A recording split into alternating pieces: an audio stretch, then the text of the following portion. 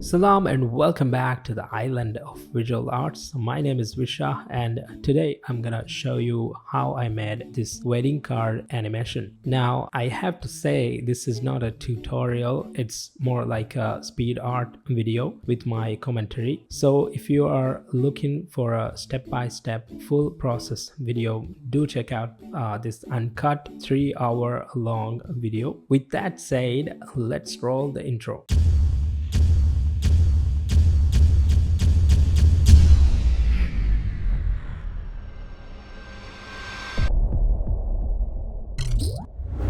Alright, so like always, I start off with the names. It gives me a sense of direction as to where the rest of the elements will go. I'm using Adobe Illustrator to do the designing and we'll move on to After Effects for the animation. Okay, it's time to bring some flowers and leaves and try to design the upper right corner of the wedding card.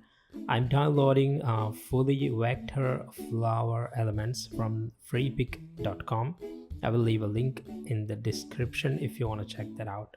I like to bring the flower elements separately instead of just copy pasting an entire flower border directly from Freepik. It gives me some amount of control and you will have a unique design in the end. It's actually pretty easy to make a floral wedding card. All you have to do is rearrange these flowers to your liking and make a nice typography. That is it. I'm not very satisfied with the colors of these flowers. I was told to use a maroon color and this looks nothing like maroon, to be honest. I forgot how much of a pain it is to adjust colors in Adobe Illustrator. I could have made this in Photoshop, but I am used to making wedding cards in Illustrator, so I don't know. Let's move on. Okay, so in the last wedding card animation video that I made, a lot of people really liked the part where the leaves are falling. So I'm gonna explain to you briefly exactly how I put those leaves and animated them. Basically, you want to just grab some leaf elements. I got mine from freepik.com and you know, just erase the stems using the eraser tool, and then you will have some separate leaves that you can animate later. And then you can just randomly position the leaves on the wedding card and try not to make it too overwhelming, otherwise the names and everything will be like a mess. Okay, so I saw this really cool font in which the letter V is in the shape of a heart, and I didn't like the font entirely, so I copied the idea into the font that I'm using here. So I'm gonna just delete the V from here and just make a heart shaped V and replace it. Okay, so I sent the first draft to the couple so that they can approve the design, and when they do, we'll move on to animate the card in Adobe After Effects. It's a lot of trial and error, a lot of back and forth, which is why I couldn't record the entire process. But let me show you how I animated the card. So let's jump into Adobe After Effects. Okay, we are inside of Adobe After Effects. So like any other animation, I started off with the text animation first. So to animate the text, I used like a stroke effect animation, which I have explained in a tutorial in great details. If you want to check that out, I will leave a link in the description. So to explain it briefly, all I did was I selected the text layer. By the way, I have pre-composed the text layer, that is why you're seeing like this. So I selected the text layer pre-composition and go to pen tool and made some paths along the lines that I want the text to be revealed, and I went to effects and presets and found the stroke effect, just drag and drop it, and then I animated the end of the stroke effect just by using 2 keyframes. So it's very simple, and I used some shapes to hide the imperfections. So this is without the shapes, yeah, and this is with the shapes.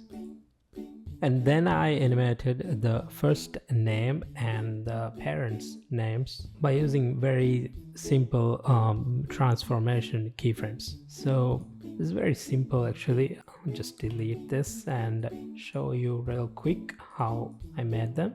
So you make a keyframe over here and just drag it to the right. That is it. And then you make it appear by using opacity keyframes. Move it up like that and make it 0. So very simple. And you can just make this easy ease and go to the graph editor and make it smooth. So like play. Same goes for the bride name as well. So like animate the name, the first name, and the parent's name. Okay, to animate the floral elements, all I did was just animate using keyframes on transform options. It's basically the same thing, just using more transform options like rotation and scale as well, apart from position and opacity. So let's go ahead and check it out how I made maybe like this flower. So it's hidden and it appears like that. That is these keyframes playing out, and it's way up here and it comes down like that, like so. Position keyframe is doing that, and it's also smaller than before, so it's like at 70% and it's going to 100% at the end, and a little bit of rotation as well. So like comes down and rotates and then settles down. So this is like to give a sort of a organic plant feel. So let's take a look at that part. Wait. And the same goes for the bottom flowers as well. So like it's appearing like that. So if you look at just one flower, it would sort of look ridiculous. Like when you animate just one flower, it's like moving around and it looks stupid. But when you animate a whole bunch of flowers, it kind of starts to look good. Let's play it.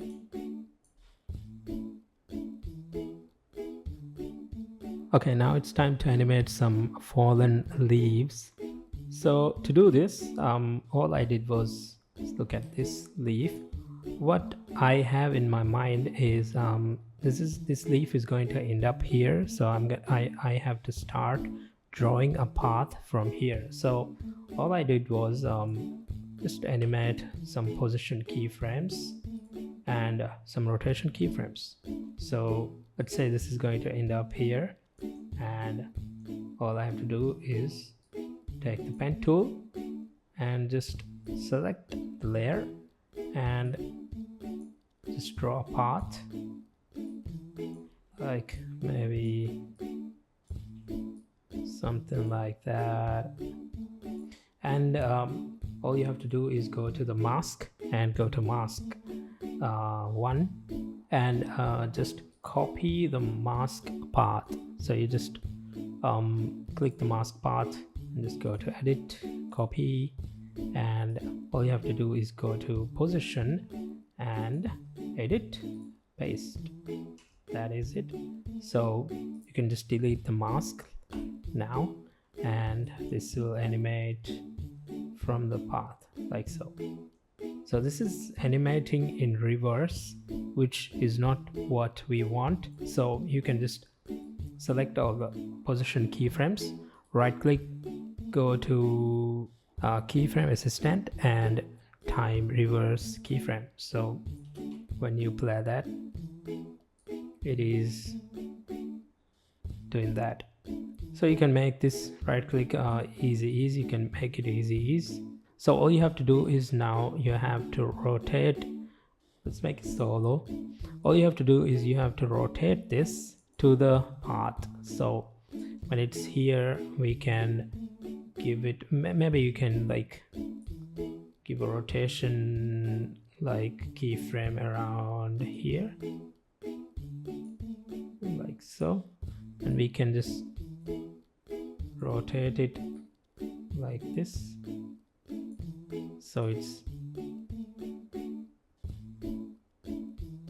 rotating like that. And let's just move on with this. So bring the time indicator right here and make a keyframe. Just it's very simple when you get the basic idea. I hope I'm making it clear.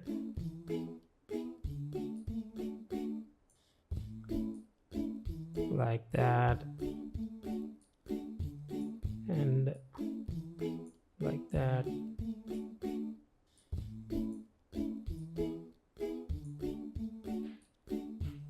Okay, let's have a look. Play.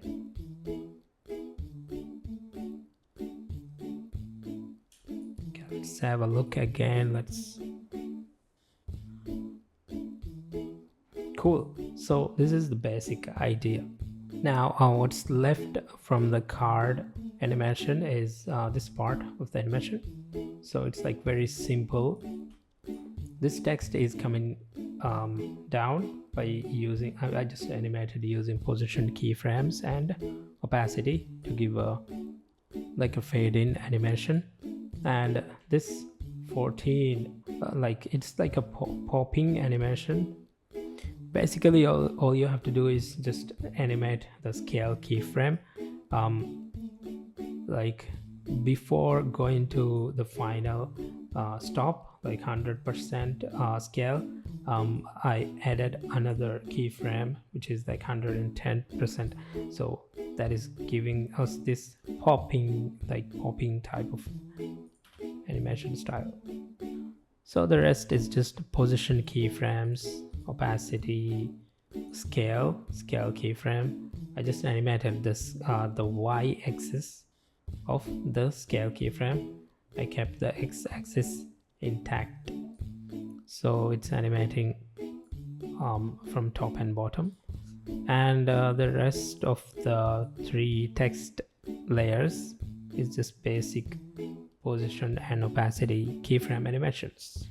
All right, now comes the cherry on top, or like the final big reveal of the animation. So to do that, I wanted to start the animation with like a brush stroke or a brush paint splattering on the canvas or something like that. So for this area, I downloaded a brush ink drop animation, I mean like a video, stock video.